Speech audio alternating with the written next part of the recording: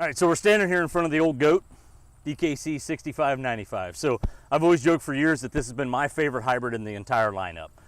We do have it in several different flavors. So we've got it in 65-95 as a double pro, we've got it as 65-94, a Smart Stacks version, and then we also have it as 65-92 as a conventional. And technically I guess we have 65-93 that is a straight Roundup version. Right. So 4 versions of this set of genetics that we can offer. Why do I call it the GOAT, or why do I like it the best? Because for years it had set the bar in DeKalb for performance, and across the 10 counties I cover in West Central Illinois, I can put this hybrid on any single acre across that entire 10 counties, and I know exactly what I'm going to get.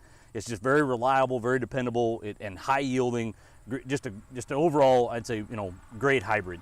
So partly why, one, I mentioned the yield. In-season agronomics are pretty solid on it. It's not the best that we've got, but by no means is it concerning. It's got great grain quality. It's got good late-season health, intactness, and integrity, so it can wait for a lot of guys as far as harvest goes.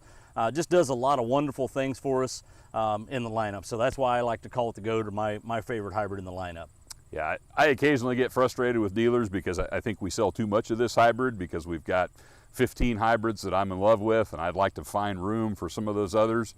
But if I was a dealer, I get it. This is probably the easiest hybrid to sell. It's the easiest hybrid to position. It hasn't really let anybody down.